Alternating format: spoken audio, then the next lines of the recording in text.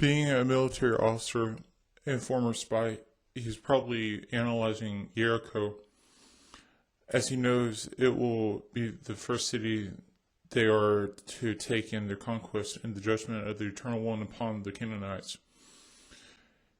Joshua sees a man who is armed, which makes him think he is a soldier, but he wonders if the soldier is there for support or as an enemy.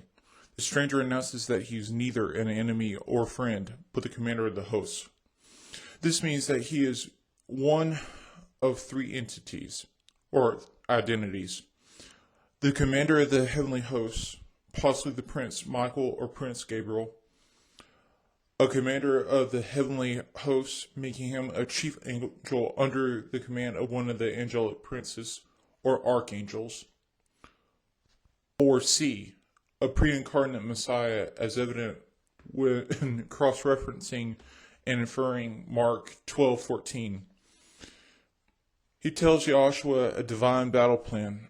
On Nisan 21st, or May 7th, 1406 BC, 2.5 million people, including all military personnel, the 4 Levium carrying the Ark of the Testimony, and 7 Levium carrying 7 shofar, leave the camp and march around the city while just outside arrow range, a little more than 500 yards or 300 yards, and return to Gilgal. This repeats from Nisan the 22nd to the 27th, or May 8th to the 12th. On Nisan 28th, May 13th, the Bnei Israel, or children of Israel, leave Gilgal and march circumadjacent sevenfold. As the shofars belch out tikha, or a long blow of the shofar, Joshua says to the people, "Shout, because Adonai has given you the city. But the city and everything in it is to be set aside for Adonai, and therefore to be destroyed completely. Only Rahab the prostitute is to be spared, she and everyone with her in her house, because she hid the messengers we sent. So you keep clear of everything reserved for destruction. If you bring a curse on yourselves by taking anything set aside to be destroyed, you will bring a curse on the whole camp of Israel and cause great distress there. All the silver and gold and all the brass and iron utensils are to be separated for Adonai and added to the treasury of Adonai. The walls crumble in such a way that they create a system of ramps all the way up to the upper city. They invade and take the city, sparing only those in the house of Rahab.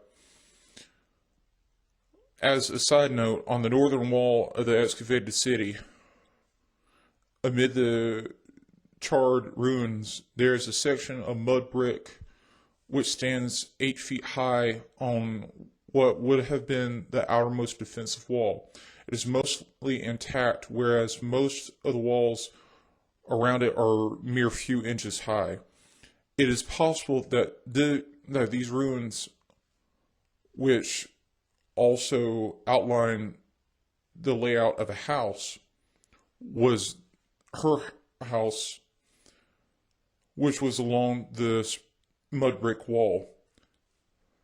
The children of Israel burned the city to the ground, with Joshua shouting the following words as the city burns: "A curse before Adonai on anyone who rises up and rebuilds the city of Yericho. He will lay its foundation with the loss of his firstborn son and set up its gates with the loss of his youngest son." Rehab's family have to remain on the outskirts of the camp until the males in her family are circumcised. After 3 days, they are incorporated into the Bnei Israel as converts. They most likely camp out on the outskirts of the tribal camp of Yehuda. However, not all Israelites obey the order of the things to be destroyed and everything that is to be consecrated. Akhan, the son of Carmi, the son of Badi, son of Zerach of the tribe of Yehudi, takes a beautiful robe from Shinar, $1,252 in silver, and a golden wedge worth $25,520.83. The camp is erected between the smoldering ruins of Yericho and Beit Aben. This latter city, though, has a twin city. After setting up his tent, Akhan hides his loot in his tent so as to keep it for himself.